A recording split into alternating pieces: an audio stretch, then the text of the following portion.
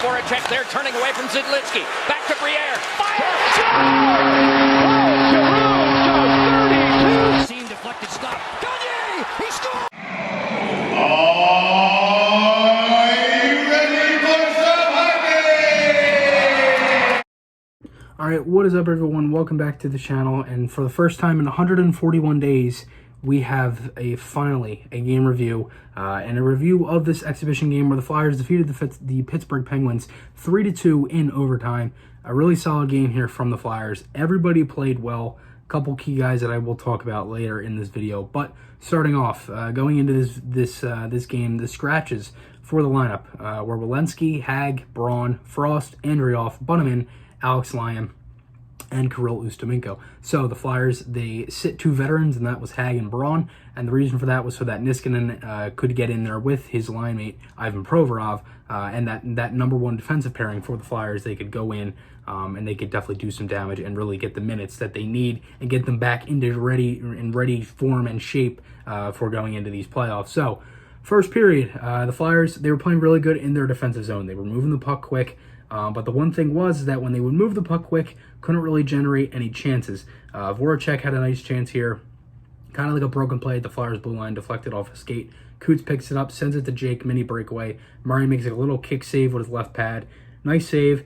A couple minutes later, Lawton, Konechny, and Hayes, that line is out there. And that was the second line for today's game. And again, that line goes out there, and the Flyers, they kind of, like, I think the biggest thing with that line today was that they didn't really shoot that much. Like, when they did, they waited a little too long. I think the whole team really did. They waited a long time, and they couldn't really get much going.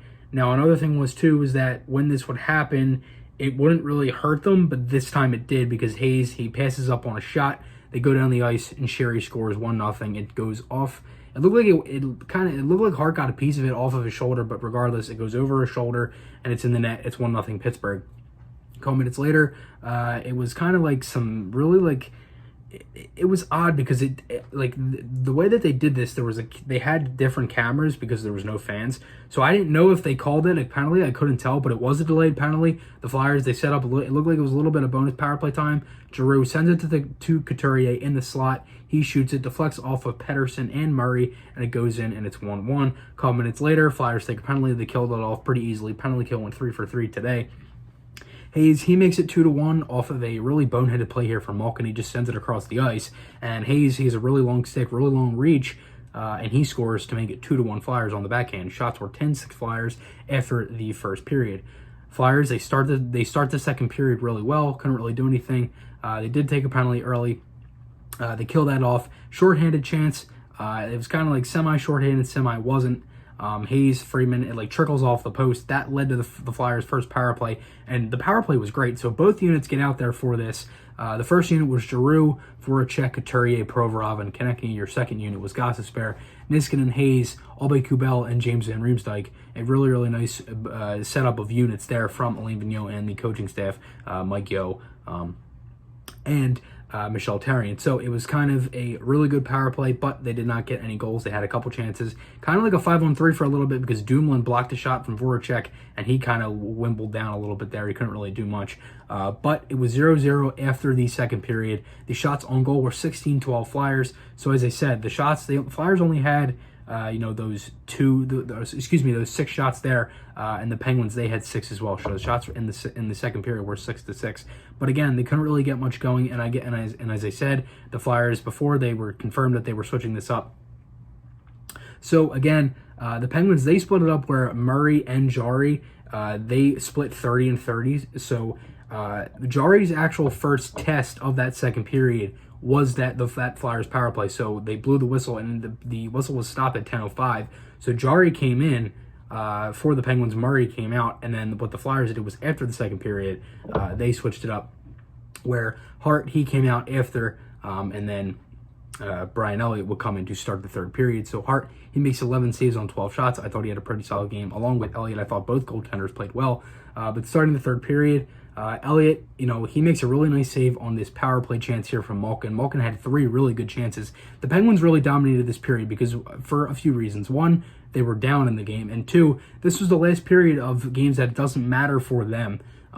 whether they win or lose before going into this series versus Montreal, because Pittsburgh, they were the 5th seed in the Eastern Conference, so they play the Montreal Canadiens in a play-in series. That's their next matchup. So again, the Flyers, they go into a round robin. Pittsburgh, they go into that. So again, that was another reason why I thought that they would come out, and they come out pretty good. So they draw a penalty. Flyers, they're on the penalty kill. Malkin gets a one-timer. Great glove save from Elliott here. He snatches it like it was nothing. He had that new mask on, that really nice big orange. It was nice, a really nice mask. And again, Moose with a nice save. Flyers kill off that penalty. That was the 3rd penalty they took. So as I said before, they went 3 for 3. Moose had another great save later. It was like a turnover. Malkin, mini breakaway, goes backhand. Moose says no, shuts the door. A couple minutes later, 3rd was really back and forth. And then with about 6 minutes left, the Flyers' 3rd line and 1st line were really starting to generate chances. And not many chances for them for the whole game. But I think in those couple minutes there, I think they spent around maybe 2.5 minutes in the Penguins zone, and they were really starting to generate chances. They played good defense, shutting down the Penguins, but they ended up going down and tying it off of an offensive zone draw. Malkin kind of had another chance where he was getting in the net. It popped up in the air. No one knew where it was. Elliott went to poke check. He was kind of out of his position. It just sat there in the crease slot area, and Zucker came in and tapped it, and it was a 2-2 game there. So after that, we went into 3-on-3 overtime. Both teams got their chances. Hayes had a breakaway. The Penguins had a couple chances. Nothing really major for Pittsburgh, but Scott Lawton gets a breakaway, and he scores, and it's a 3-2 win for the Flyers in this exhibition game. Really nice game from everybody. Now, I'm going to go through the lines here and kind of just break down some things. I wanted to save the lines for at the end. I know it sounds a little odd, but Drew, Couturier, Voracek, they played really good. One thing I just wish that they did a little bit more was maybe have the passes a little bit cleaner. Another thing is that the ice, it's a little bit different. They're playing in the middle of, it's the end of July here going into August. So the ice, it's definitely hot. That was one of the reasons why Voracek didn't have a visor in Voorhees, because he said it was hot, and that was why he didn't have it. Now, obviously, the rule is you have to have a visor, but still, again, it's different and things like that. Lawton, Hayes, Konechny, very good line. One thing I wish they did, though, was just shoot more. I thought they had a lot of chances to shoot, and they passed up a lot of opportunities. The one led to the Penguins' goal. I thought they had a really solid game. I think that was the best Flyers line today. JVR, Grant, and Pitlick, another really solid line. That was that 3rd line that started to really generate chances late in that 3rd period. I thought they had a good game. I thought Derek Grant was good and physical. Same thing with Pitlick and JVR. I didn't really notice much of anybody else. Obviously, we see more of JVR when he's on the power play. The Flyers only had one power play. Raffle and Farabee, and they would interchange along with Albie, Kubel, and Thompson. Thompson being the 4th line center. That was a good line as well. I thought the defense was really good. The goaltenders were really good. And now, one thing is too, is the shots on goal after the 3rd period were 24-19. Pittsburgh going into the overtime when it was tied, and then after it was 26-22. The Flyers had a couple chances. Penguins had a couple chances in overtime. Lawton gets the win, and now I will send it over to the advanced stats. All right, what is up, everybody? So now we have the advanced stats. Now you see the heat map here. As I said, the Flyers didn't have many really big quality chances. That's why, as I said before, and if you may remember, you may not, the darker color, it is the greater chance. So the Penguins have that darker blue around the net. They had a lot of chances there, and they get 2 goals around that area. The Flyers, they get the 1 goal from around that area. And again, they didn't have the greatest, quality chances, but they were still generating chances on net. They only ended this game with 22 shots on goal, as I said before. But again, it was a pretty solid game here for the Flyers, and it was a good thing to see, and especially picking up a win. But going into the Corsi first period, Flyers had a 65 to 35% edge over the Penguins, a 53.85 to a 46.15 in the second, and then the Penguins beat the Flyers in the third, 65.38 to 34.62. Going into the regular stats here, as I said, shots on goal, 26-22 Penguins. The face-off percentage was 51% to 49%. Power play was 0 for 3 for Pittsburgh. Power play 0 for 1 for the Flyers. Hits were 23-18 Flyers. Blocks 13-9 Flyers.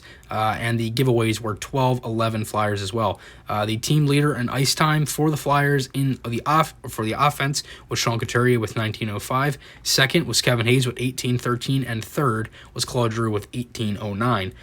Going to the defensive side, Phil Myers played 18 minutes, really solid game. For him, he was a -2, but again, it's still a good game there for Myers. Ivan Provorov, 25 minutes and 39 seconds would be your leader. Niskanen gets 22:01. Sanheim gets 20.24, and Ghost will get 18:20, and Freeman got 11:05.